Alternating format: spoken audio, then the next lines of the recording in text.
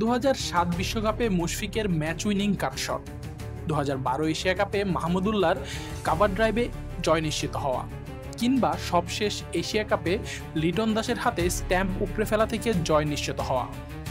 বাংলাদেশের ক্রিকেট আর্কাইভের সবচেয়ে সুন্দর ছবিগুলোর মধ্যে থাকবে এই মুহূর্তগুলো। বর্তমান বিচারে এশিয়ার যে কোনো দলের জন্যই ভারত জয় আপাত অসম্ভব এক লক্ষ্য, কিন্তু গত দেড় যুগে বারবার এই অসম্ভবকে তো সম্ভব করেছে বাংলাদেশই। ভারতের বিপক্ষে আরেকবার মাঠে নামার আগে সেই আপাত অসম্ভবকে সম্ভব করার মুহূর্তগুলোর সাথে আরেকটা সুন্দর ছবি জুড়ে দেবার লড়াইটা বেশ কঠিন, কিন্তু অসম্ভব নয় মোটেও।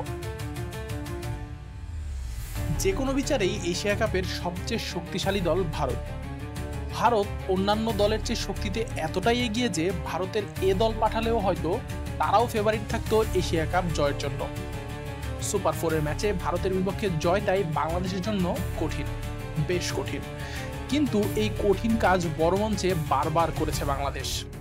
2007 বিশ্বকাপ থেকে 2012 এশিয়া কাপ হয়ে সবশেষ 2023 এশিয়া কাপ। বড় মঞ্চে এই দারুণ জয়গুলোর সাথে আছে আরো বেশ কটা ম্যাচে একেবারে শেষ মুহূর্তের হার, যে ম্যাচগুলোতে বাংলাদেশই হয়তো জেতার কথা ছিল। 2015 বিশ্বকাপে বিতর্কিত আম্পায়ারিং কাণ্ডের পর থেকেই অন্য মাত্রা পায় ভারত বাংলাদেশ লড়াই। এখন অনেক ক্ষেত্রে এর ঝাঁজ হয়তো ভারত পাকিস্তান লড়াইয়ের চেয়েও বেশি। 2016 টি-20 বিশ্বকাপে বাংলাদেশের বেঙ্গালুরু ট্র্যাজেডি, কিংবা 2018 এশিয়া কাপের ফাইনালে শেষ বলের হার, এই ম্যাচগুলোতে জয় পেলে হয়তো বড় মঞ্চে আরও সমৃদ্ধ হতো বাংলাদেশের পরিসংখ্যান। সবশেষ বাংলাদেশ এশিয়া কাপের ফাইনালে খেলেছিল এই আরব আমিরাতেই। সেবার ভারতের বিপক্ষে আবারও শেষ বলের আক্ষেপে পড়ে প্রথমবার বৈশ্বিক শিরোপা জেতার অপেক্ষা দীর্ঘ হয় বাংলাদেশের। 2016 সালের 3 বলে 2 রান নিতে না পারার কাণ্ডের মতো বিভীষিকাও আছে এই ভারতের বিপক্ষেই। 2022 টি-20 বিশ্বকাপেও শেষ ওভারে খুব কাছ থেকে জয় বঞ্চিত হয় বাংলাদেশ। সাথে সাদা বলের ক্রিকেটে নিজেদের মাটিতে পরপর দুটো সিরিজেও ভারতকে হারানোর স্মৃতি আছে 2015 আর 2022 সালে।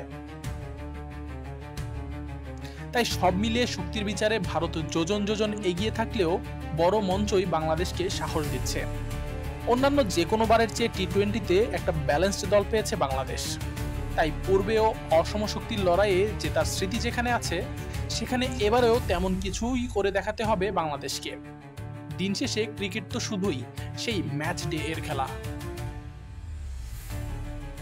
আশিকুর রহমান শান্ত, ডি স্পোর্টস।